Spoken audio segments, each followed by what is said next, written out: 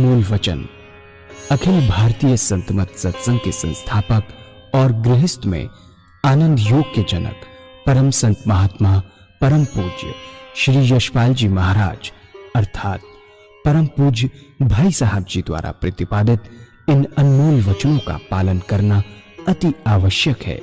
ये वचन हमारी गृहस्थ आध्यात्मिक साधना के लिए मूलभूत सिद्धांत हैं, जो इस प्रकार हैं। हम दुनिया की हर चीज की कीमत आंकते हैं, अपने मानव जीवन की कीमत भी जाने व परमात्मा की प्राप्ति हेतु साधना करें। मनुष्य योनि एक उपहार है, इसीलिए परमात्मा को धन्यवाद देते हुए आधा घंटा प्रातःकाल, आधा घंटा सायंकाल पूजा अवश्य करें। सत्संग, सतनाम व सद्गुरु को प्राथमिकता देते हुए इसी के आधार पर ध्यान योगाभ्यास अवश्य करें व गृहस्थ के कार्यों को परमात्मा का कार्य समझकर उसी की याद में संपन्न करें। हर समय ये ध्यान रहे कि गुरु कृपा द्वारा परमात्मा की पवित्र सत्ता का हमारी आत्मा में वास है, अतः मन में निरंतर अपने इष्ट देव का जाप करें। मान सम्मान की इच्छा ना करें व अपमान से दुखी ना हो। परमात्मा के अतिरिक्त किसी और का भय ना करें। दूसरों की बुराई न करें, न सुने, सत्य व मधुर बोलें, अश्लील शब्द मुंह से ना निकालें, सभी से नम्रतापूर्ण व सुंदर व्यवहार करें। धर्म पत्नी के अतिरिक्त अपने से बड़ी से माता जैसा, बराबर की से बहन जैसा व छोटी से पुत्री जैसा व्यवहार करें। सांसारिक जीवन यापन की आवश्यकताएं अंतहीन है, इसलिए अधिक से अधिक समय सत्संग में व धन परोपकार में खर्च करें। याद रखें, न स्त्री माया है, न धन दौलत, न ही परिवार। माया वह है जो हृदय को परमात्मा से दूर हटा दे। अतः निरंतर सत्संग और सद्गुरु की शरण में रहने का प्रयास करें। भोजन अपने इष्ट को अर्पण कर प्रसाद रूप में परमात्मा की याद में करें। रात्रि में सोने से पहले अच्छे बुरे कार्यों का आत्मनिरीक्षण कर उसका समुचित पश्चाताप करते हुए ध्यान करें व प्रभु की गहरी याद में ही विश्राम करें। परमात्मा तू ही है, तेरी इच्छा पूर्ण हो।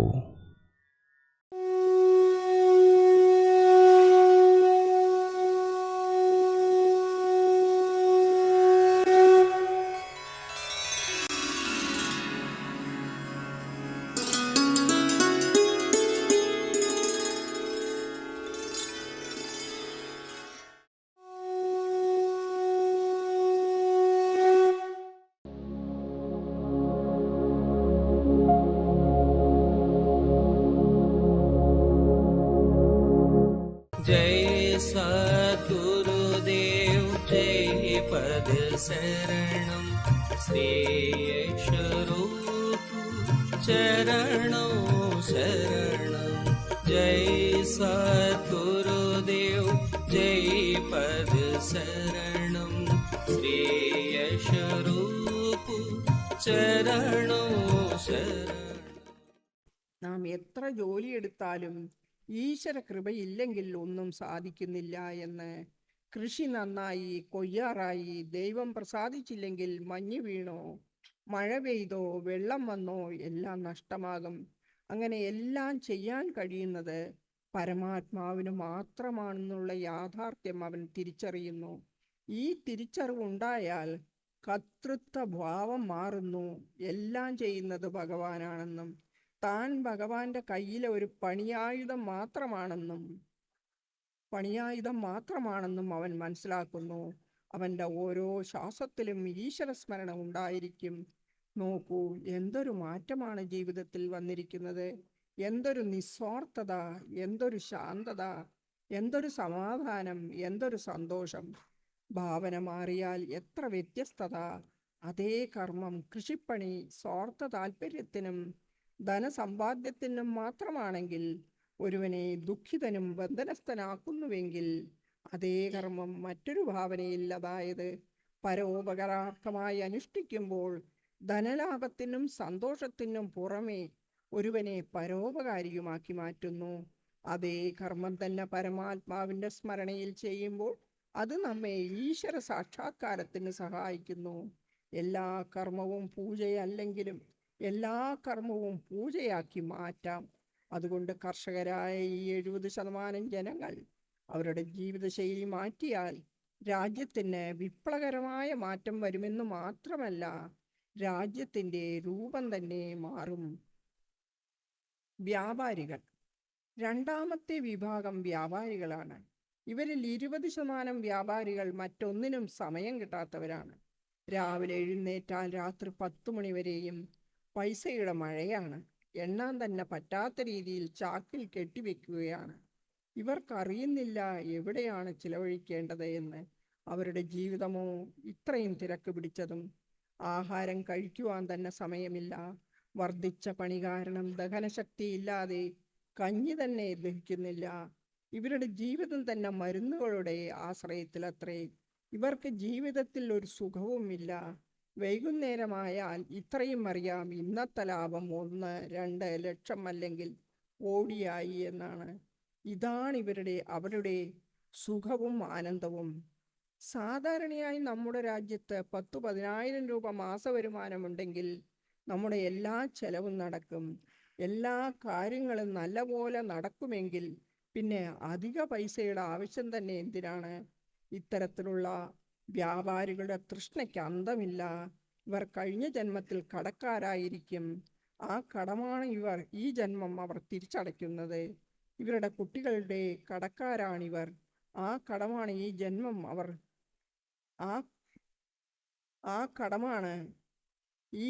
അവർ തിരിച്ചടയ്ക്കുന്നത്. അവരുടെ കുട്ടികളാണ് എല്ലാ സുഖവും അനുഭവിക്കുന്നത്. ചിലരുടെ പക്കൽ 2 കാറെങ്കിൽ ചിലർക്ക് 3 കാറ്. ചിലർ അശോക ഹോട്ടലിൽ എങ്കിൽ മറ്റു ചിലർ താജ് ഹോട്ടലിൽ. പക്ഷേ ഈ വ്യാപാരികളുടെ ജീവിതം വളരെ പരിതാപകരമാണ്. അവരുടെ ചിന്ത ഇൻകം ടാക്സും സെയിൽ ടാക്സും ഒക്കെയാണ്. ഇത്തരം ദുർഭാഗ്യവാന്മാരായ വ്യാപാരികൾക്ക് പോലും നിരാശരാകേണ്ട ആവശ്യമില്ല. നമ്മുടെ സദ്ഗുരുക്കൾ അവർക്ക് മോക്ഷപ്രാപ്തിക്ക് വഴി പറഞ്ഞു തന്നിട്ടുണ്ട്. ഒരേ ജോലി തന്നെ വീണ്ടും വീണ്ടും ആവർത്തി ചെയ്യുന്നവരാണെങ്കിൽ അവർക്ക് രക്ഷയ്ക്ക് മാർഗമുണ്ട്. നിങ്ങളുടെ ജോലി നിങ്ങളുടെ ഷോപ്പിംഗ് സെൻറ്ററിൽ ബില്ലുണ്ടാക്കുകയാണെന്ന് വിചാരിക്കുക. ബില്ല് എഴുതുന്നതിന് മുമ്പ് നാം ഓം ജപിക്കുക. ബില്ലെഴുതി കഴിഞ്ഞാലും ഓം ജപിക്കുക. ഇങ്ങനെ ഭഗവാന്റെ സ്മരണയുണ്ടാക്കുക. ക്യാഷിലാണ് ഇരിക്കുന്നതെങ്കിൽ കയ്യിൽ 1 രൂപ കിട്ടിയാൽ ഓം ജപിക്കുക. എണ്ണി മേശയിലിട്ട് കഴിഞ്ഞാൽ വീണ്ടും ഓം ജപിക്കുക. 1000 തവണ നാം ബില്ലെഴുതുകയോ ക്യാഷ് ഇടപാട് നടത്തുകയോ ചെയ്താൽ 2000 തവണ ഭഗവാന്റെ നാമം ജപിക്കുന്നു. 2000 തവണ ഭഗവാന്റെ നാമം ജപിച്ച് ജോലി ചെയ്യുന്നവന് ഭഗവത് സ്മരണ നിരന്തരമായി ഉണ്ടാവുന്നു. അങ്ങനെ നിരവധി ആവർത്തി ചെയ്യുന്ന ജോലികളുണ്ട്. അവർക്ക് എല്ലാം ഇതേപോലെ അഭ്യസിച്ച് ശീലമാക്കാവുന്നതേയുള്ളൂ. ഈ സന്ദർഭത്തിൽ നമ്മുടെ സദ്ഗുരുവിനുണ്ടായ ഒരു അനുഭവം പറയാം. അദ്ദേഹം ജബൽപൂരിലായിരുന്നപ്പോൾ അദ്ദേഹത്തിൻ്റെ മേലുദ്യോഗസ്ഥനായ ശ്രീ എസ് കൃഷ്ണൻ എന്ന ഒരാളുണ്ടായിരുന്നു. തൻ്റെ ഗുരുജി മഹാരാജ് വീട്ടിൽ വന്നപ്പോൾ സത്സംഗത്തിനായി ശ്രീ എസ് കൃഷ്ണനെയും അദ്ദേഹം ക്ഷണിച്ചു. അദ്ദേഹം വന്നു. പല കാര്യങ്ങളും ഗുരു മഹാരാജുമായി സംസാരിച്ചു. എല്ലാം അദ്ദേഹത്തിന് വളരെ ഇഷ്ടപ്പെട്ടു. പോകുമ്പോൾ ശ്രീ എസ് കൃഷ്ണൻ പറഞ്ഞു, അവിടുന്ന് പറഞ്ഞത് വളരെ ഇഷ്ടപ്പെട്ടു, നല്ലതാണ്, പക്ഷേ തനിക്കിതിനൊന്നും തീരെ സമയമില്ല എന്ന്. അപ്പോൾ ഗുരു മഹാരാജ് താങ്കൾ എന്താണ് ചെയ്യുന്നതെന്ന് ചോദിച്ചു. താൻ ഓഫീസിലാണെന്നും അഡ്മിനിസ്ട്രേഷൻ്റെ ഭാരിച്ച ചുമതല തന്നിലാണെന്നും അദ്ദേഹം പറഞ്ഞു. എന്താണ് ഓഫീസിൽ ശരിക്കും ചെയ്യുന്നതെന്ന ഗുരു മഹാരാജിൻ്റെ ആവർത്തിച്ച ചോദ്യത്തിന് അദ്ദേഹം തനിക്ക് ഓഫീസിൻ്റെ മുഴുവൻ ചുമതലയാണെന്നും ദിവസവും ധാരാളം ഫയലുകളുടെ കെട്ടുകൾ മേശപ്പുറത്തുണ്ടാകുമെന്നു മാത്രമല്ല, പുതിയ കേസുകൾ വന്നുകൊണ്ടേയിരിക്കുകയും ചെയ്യുമെന്ന് പറഞ്ഞു. ഗുരു മഹാരാജ് അപ്പോൾ അന്വേഷിച്ചത് എല്ലാ കേസുകളും താങ്കൾ ശരിക്കും പഠിക്കാറുണ്ടോ എന്നാണ്. എല്ലാം നോക്കുവാൻ സാധിക്കുകയില്ലെങ്കിലും 10% കേസെടുത്ത് ശരിക്കും പരിശോധിക്കും. അപ്പോൾ മനസ്സിലാക്കാൻ പറ്റും തൻ്റെ ഓഫീസ് ശരിക്ക് ജോലി ചെയ്യുന്നുണ്ടോ എന്ന്. പിന്നെ നോക്കും ഹെഡ് ക്ലാർക്കിൻ്റെയും അക്കൗണ്ട് ഓഫീസറുടെയും കയ്യൊപ്പുണ്ടോ എന്ന്. ഉണ്ടെങ്കിൽ താനും ഒപ്പിടും എന്ന് പറഞ്ഞു. ഗുരു മഹാരാജ് ചോദിച്ചു, ദിവസേന എത്ര ഒപ്പിടേണ്ടി വരാറുണ്ട് എന്ന്. ഉത്തരം ലഭിച്ചു, 1000കണക്കിനെന്ന്. ഒരു ഓർഡർ ഉണ്ടെങ്കിൽ അതിൻ്റെ 10-15 കോപ്പിയിൽ ഒപ്പിടേണ്ടി വരും. അപ്പോൾ ഗുരു മഹാരാജ് പറഞ്ഞു, അങ്ങേക്ക് ചെയ്യേണ്ട അഭ്യാസം വളരെ എളുപ്പമാണ്. എപ്പോൾ ഒപ്പിടുന്നുവോ അപ്പോൾ ഓം എന്ന് ജപിക്കുക. ഇതിനെന്തെങ്കിലും വിഷമമുണ്ടോ എന്ന് അദ്ദേഹം അന്വേഷിച്ചു. ശ്രീ എസ് കൃഷ്ണൻ ഇത് സാധ്യമാണെന്ന് പറയുക മാത്രമല്ല, ഇത് അഭ്യസിക്കുവാനും തുടങ്ങി. അതിനുശേഷം നമ്മുടെ സദ്ഗുരുദേവന് ഡൽഹിയിലേക്ക് സ്ഥലം മാറ്റമായി. 5-6 കൊല്ലത്തിനു ശേഷം ശ്രീ എസ് കൃഷ്ണനും ട്രാൻസ്ഫറായി ഡൽഹിയിലേക്ക് വന്നു. അദ്ദേഹം സദ്ഗുരുവിനെ കണ്ടയുടൻ പറഞ്ഞു, അങ്ങയുടെ ഗുരു മഹാരാജ് വന്നപ്പോൾ അദ്ദേഹം എന്നോട് എന്താണ് ഉപദേശിച്ചതെന്ന് താങ്കൾക്ക് ഓർമ്മയുണ്ടോ എന്ന്. ഓർമ്മയുണ്ടെന്നും ഓരോ ഒപ്പിടുമ്പോഴും ഓം എന്ന് ജപിക്കണമെന്നും പറഞ്ഞിരുന്നുവെന്നും സദ്ഗുരു അറിയിച്ചു. ശ്രീ എസ് കൃഷ്ണൻ പറയുകയാണ്, അങ്ങക്ക് വിശ്വസിക്കാൻ പറ്റുകയില്ല. അതിനുശേഷം താൻ ഒരു ഒപ്പ് പോലും ഓം ജപിക്കാതെ ചെയ്തിട്ടില്ല എന്ന്. വളരെ നല്ലത് എന്ന് സദ്ഗുരുവും മറുപടി പറഞ്ഞു. അദ്ദേഹം ഒരു വിശിഷ്ടാത്മാവ് തന്നെ. കുറേ കാലം അദ്ദേഹം ഡൽഹിയിൽ ജീവിച്ചു. ഒരു ദിവസം ഹരിദ്വാറിൽ പോയി കുളിച്ച് പൂജ ചെയ്ത് ഭജന ചൊല്ലിക്കൊണ്ട് പുറത്തു വന്നപ്പോൾ ശരീരം പൂ പോലെ ത്യജിച്ചു. അങ്ങനെ പരമാത്മാവിൻ്റെ സ്മരണയിൽ സുന്ദരമായ ശരീരത്യാഗം. ഒരു ചെറിയ കാര്യം എത്ര വലിയ മഹത്വത്തിലേക്കാണ് എത്തിച്ചതെന്ന് നോക്കുക. അതിനാലാണ് നമ്മുടെ സദ്ഗുരുക്കൾ ആവർത്തിച്ച് ജോലിയാണ് ചെയ്യുന്നതെങ്കിൽ ഭഗവാന്റെ നാമം ജപിച്ച് ചെയ്യുന്നത് ശീലമാക്കാൻ പറയുന്നത്. അല്ലെങ്കിൽ കണ്ണു തുറന്നുകൊണ്ട് തന്നെ ഈശ്വര സ്മരണയിൽ മുഴുകുക. ആളുകൾ വാങ്ങിക്കുവാൻ വന്നാൽ ഭഗവത് സ്മരണ വിട്ട് അവരുമായി കച്ചവടം നടത്തുക. അവർ സന്തുഷ്ടരായി പോയി എങ്കിൽ പിന്നെയും ഈശ്വര സ്മരണയിൽ മുഴുകുക. ഇതിൽ പ്രധാനമായും നോക്കേണ്ടത് സമയം വ്യർത്ഥമാക്കാതിരിക്കാനാണ്. ഒന്നുകിൽ കച്ചവടം നടത്തുക, അല്ലെങ്കിൽ ഈശ്വര സ്മരണയിലിരിക്കുക. പിന്നെയും ആരെങ്കിലും വന്നാൽ ഈശ്വര സ്മരണ വിട്ട് കച്ചവടം നടത്തുക, പിന്നെയും ഈശ്വര സ്മരണ. ഇങ്ങനെ ഒഴിവു സമയം മുഴുവൻ മനസ്സിനെ പരമാത്മാവിനോട്ട് കൊണ്ടുവരിക.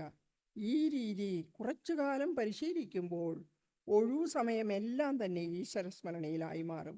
സാധാരണയായി ഒരു കച്ചവടക്കാരൻ 12 മണിക്കൂർ കടയിലുണ്ടാകും. രാവിലെ 8 മണിക്കൂറും 8 മണി മുതൽ രാത്രി 8 മണി വരെ. ഊണും അവിടെ തന്നെയാവും കഴിക്കുക. ഊണ് ഭഗവാൻ അർപ്പിച്ച് ഭഗവത് സ്മരണയിൽ തന്നെ കഴിക്കണം. ഇതിനുശേഷം കുറച്ച് വിശ്രമം എടുക്കുക പതിവായിരിക്കും. അതും ഈശ്വര സ്മരണയിലാകും. അങ്ങനെ 12 മണിക്കൂറിൽ 6 മണിക്കൂർ കച്ചവടം ഉണ്ടെങ്കിൽ 6 മണിക്കൂർ ഈശ്വര സ്മരണയിലായിരിക്കും. പ്രധാനമായും വേണ്ടത് എന്തെന്നാൽ സമയം വ്യർത്ഥമാക്കാതിരിക്കുക എന്നതാണ്. ഒന്നുകിൽ ഈശ്വര സ്മരണ, അല്ലെങ്കിൽ ജോലി. ഇത് തൻ്റെ കച്ചവടത്തെയോ ലൗകിക ജീവിതത്തെയോ ഒരു വിധത്തിലും ബാധിക്കുന്നില്ല. ഒരു വ്യവസായി ഒരു വലിയ ഫാക്ടറി തുറന്നുവെങ്കിൽ രാജ്യത്തിൻ്റെ സമൃദ്ധി കൂടും, കൂടുതൽ ജോലി സൗകര്യങ്ങൾ ഉണ്ടാകും. പക്ഷേ അയാളുടെ ഉദ്ദേശം വെറും പൈസ ഉണ്ടാക്കുക മാത്രമാണെങ്കിൽ അത് ബന്ധനത്തിനുള്ള കാരണമാകും. കർമ്മം ഏതു ഭാവനയാലാണ് ചെയ്യുന്നത് എന്നതാണ് പ്രധാനം. ഉദ്ദേശം പൈസ മാത്രമാണെങ്കിൽ ബന്ധനത്തിൽപ്പെട്ട് ആ കർമ്മം ദുഷ്ചതാകും. അല്ല, അതിൻ്റെ പിന്നിൽ സുന്ദരമായ സ്വാത്വിക ഭാവനയുണ്ടെങ്കിൽ, അതായത് ഈശ്വരൻ സഹായിച്ച് തനിക്ക് സമ്പത്തും സൗകര്യങ്ങളും തന്നിട്ടുണ്ട്, താൻ പുതിയൊരു ഫാക്ടറി തുടങ്ങുമ്പോൾ രാജ്യത്ത് സമൃദ്ധി ഉണ്ടാകും, തൊഴിലവസരങ്ങൾ കൂടും, രാജ്യത്തിന് നന്മയുണ്ടാവുമെന്ന് മാത്രമല്ല തനിക്ക് ലാഭവും കിട്ടും. ഇത്തരത്തിലുള്ള ഭാവന അയാളെ നിസ്വാർത്ഥനും പരോപകാരിയുമാക്കുന്നു. ഒന്ന് ബന്ധനമാണെങ്കിൽ ഭാവന മാറുമ്പോൾ അത് പരോപകാരമായി മാറുന്നുവെന്ന് മാത്രമല്ല, അയാൾക്ക് നല്ല ലാഭവും കിട്ടുന്നു. നാം ജോലി ചെയ്യുന്നിടത്തെല്ലാം എഴുതി കാണാറുണ്ട്, കർമ്മം തന്നെയാണ് പൂജ എന്ന്. പക്ഷേ എല്ലാ കർമ്മവും പൂജയല്ല. ഏതു ഭാവനയിലാണോ ചെയ്യുന്നത് അതിൻ്റെ ബലവും അപ്രകാരം തന്നെ. ഭഗവാൻ ശ്രീകൃഷ്ണന്റെ കൊട്ടാരത്തിൽ കുചേലൻ പോയി. അയാളുടെ കൈവശം വെറും അവിൽ മാത്രമാണ് ഉണ്ടായിരുന്നത്. അക്കാലത്ത് അതിൻ്റെ വില വളരെ തുച്ഛമായിരുന്നുവെങ്കിലും അത് വിലമതിക്കാനാവാത്തതായത് അത് നൽകുമ്പോഴുണ്ടായിരുന്ന ഭാവന കൊണ്ടായിരുന്നു. അതുകൊണ്ട് കർമ്മത്തിന് ഭാവനയാണ് പ്രധാനം. ഒന്ന് മുകളിലേക്ക് കൊണ്ടുപോകുന്നുവെങ്കിൽ മറ്റേത് ചുവട്ടിലേക്കും. വ്യാപാരി നല്ല ഭാവനയോടുകൂടി രാജ്യത്തിൻ്റെ സമൃദ്ധിക്കും ഉൽപാദനത്തിനും സുഖ സൗകര്യങ്ങൾക്കും വേണ്ടി ചെയ്യുന്നുവെങ്കിൽ അത് ശരിയായ സേവനം അനുഷ്ഠിക്കലാണ്. അങ്ങനെ വ്യാപാരികൾക്ക് 10 നിന്നും 16 മണിക്കൂർ ഈശ്വരസ്മരണയുണ്ടാക്കാം. ബുദ്ധിജീവികൾ. മൂന്നാമത്തെ തരത്തിലുള്ള ആളുകളാണ് ബുദ്ധിജീവികൾ. ഇതിൽ ഡോക്ടർമാർ, എഞ്ചിനീയർമാർ, റിസർച്ച് സ്കോളർമാർ, ഗവേഷകന്മാർ, ഓഫീസിൽ ജോലി ചെയ്യുന്നവർ മുതലായവർ ഉൾപ്പെടും. ഇവരുടെ ജോലി സമയം 7 മണിക്കൂറോ 9 മണിക്കൂറോ ആകാം. 1 മണിക്കൂർ ഭക്ഷണത്തിനും. ഇത് ഈശ്വരന് കൊടുക്കേണ്ടത് തന്നെയാണ്. ഭക്ഷണം മുന്നിൽ വന്നാൽ ഭഗവാൻ അർപ്പിച്ച് ഭഗവാന്റെ സ്മരണയിൽ കഴിക്കുക. ഇത് കഴിഞ്ഞാൽ അരമണിക്കൂർ വിശ്രമിക്കുക. കസേരയിൽ കിടന്ന് വളരെ സാവധാനത്തിൽ കണ്ണടക്കി ഈശ്വരനെ സ്മരിക്കുക. ഇങ്ങനെ ചെയ്താൽ മനസ്സിന് വളരെ ഉന്മേഷം കിട്ടും. ഉച്ചതിരിഞ്ഞുള്ള ജോലിക്ക് ഒട്ടും വല്ലായ്മ തോന്നുകയുമില്ല. ജോലിക്ക് കാര്യക്ഷമത കൂടും. ചായയുടെ 2 സമയം 15 മിനിറ്റ് അതും ഈശ്വരസ്മരണയിൽ ചെയ്യേണ്ടതാണ്. ഇപ്രകാരം 7-9 മണിക്കൂറിൽ 1.5 മണിക്കൂർ ഈശ്വരന് കൊടുക്കാം. സാധാരണയായി ഓഫീസുകളിൽ നിരന്തരമായി ജോലിയൊന്നും ഉണ്ടാകാറില്ല. ചില ഓഫീസിൽ ഉണ്ടാകും. രാവിലെ ഓഫീസിൽ ചെന്നാൽ ആദ്യം തൻ്റെ സഹപ്രവർത്തകർ അല്ലെങ്കിൽ ഇഷ്ടമിത്രങ്ങളുമായി കുറച്ചു നേരം സൗഹൃദ സംഭാഷണത്തിൽ ഏർപ്പെടാം.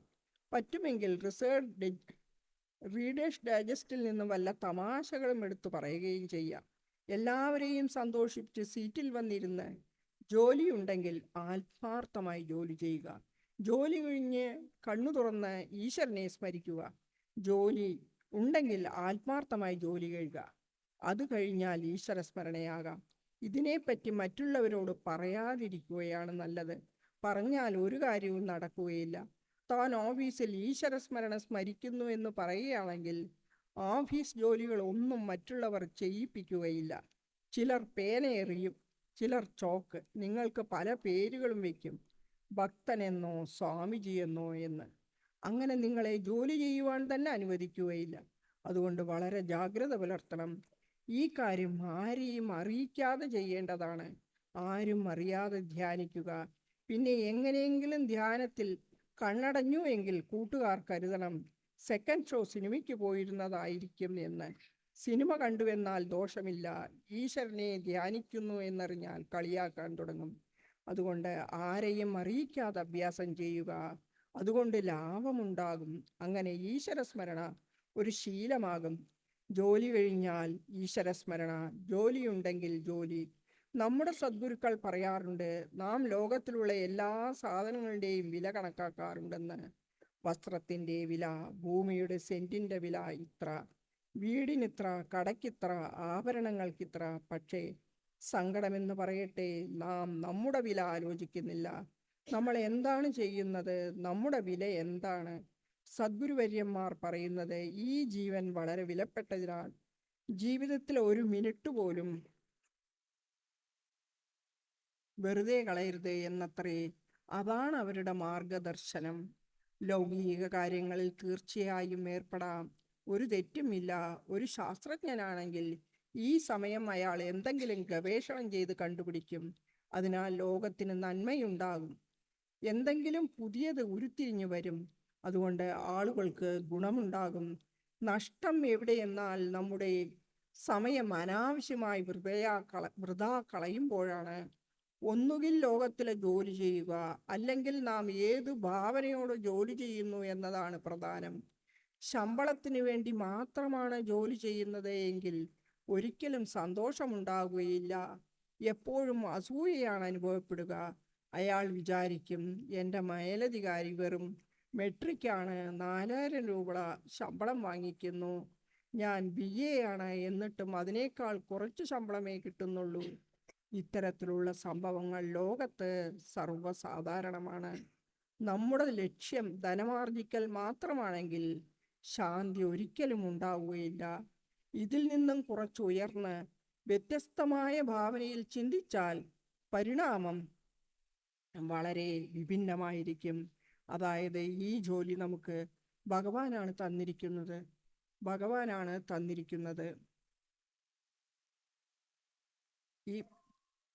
ഈ ജോലി ഭഗവാനാണ് തന്നിരിക്കുക. ഞാൻ എൻ്റെ മേലധികാരിയെ ബഹുമാനിക്കണം, ആദരിക്കണം, ഇതെൻ്റെ കടമയാണ്. ഇത്തരം ഭാവനയിലാണ് ജോലി ചെയ്യുന്നത് എങ്കിൽ നമുക്കൊരിക്കലും അസന്തോഷം ഉണ്ടാവുകയില്ലെന്ന് മാത്രമല്ല, ആധ്യാത്മികമായി വളരെ മുന്നേറുകയും ചെയ്യും. സഹപ്രവർത്തകരുടെ കാലുവാരൽ, മേലുദ്യോഗസ്ഥനെ സോപ്പിടൽ മുതലായവ മൂലം പ്രമോഷൻ കിട്ടിയേക്കാം. പക്ഷേ എത്ര കാലത്തേക്ക്? ഒടുവിൽ വിജയം ആത്മാർത്ഥതയോടെ ഈശ്വരൻ ഏൽപ്പിച്ച ജോലിയാണെന്ന് വിചാരിച്ച് ചെയ്യുന്നവന് തന്നെയാണ് അവർക്ക് ശരിയായ സുഖവും ശാന്തിയും ലഭിക്കുമെന്ന് മാത്രമല്ല, അവർ എപ്പോഴും സംതൃപ്തരുമായിരിക്കും. എത്ര മഹത്തരമാണിത്! ഉന്നതമായ ആദർശങ്ങളെ മുറുകെ പിടിച്ച് ആധ്യാത്മിക തൽപരനായി പരമാത്മാവിൻ്റെ സ്മരണയിൽ നയിക്കുന്ന ഈശ്വരമയമായ ജീവിതം തീർത്തും മഹത്തായതു തന്നെ. അങ്ങനെ ഈ സംസാരത്തിൽ ഒരു സാധാരണ ജീവിതം നയിച്ച് ജീവൻ മുക്താവസ്ഥ നേടി തൻ്റെ പരമലക്ഷ്യമായ മോക്ഷത്തെ പ്രാപിക്കുന്നു. ആയതിനാൽ ഭാവന വളരെ പ്രധാനപ്പെട്ടതാണ്. അതുകൊണ്ട് കർമ്മഫലം മാറുന്നു. ബുദ്ധിജീവികൾക്ക് വേണമെങ്കിൽ ഇത്തരത്തിൽ സാധന ചെയ്ത് വലിയ വിഷമം കൂടാതെ തന്നെ 16 മണിക്കൂർ ഭഗവത് സ്മരണയിൽ കഴിയാം. ബാക്കി സമയം മുഴുവൻ ലൗകിക കാര്യങ്ങൾക്കായി വിനിയോഗിക്കാം. വിവിധ തൊഴിലാളികൾ. 4ാമത്തെ തരക്കാരാണ് തൊഴിലാളികൾ. ഫാക്ടറിയിൽ ജോലി ചെയ്യുന്നവർ. സാധാരണ വലിയ ഫാക്ടറികളിൽ പലതരത്തിലുള്ള യന്ത്രങ്ങൾ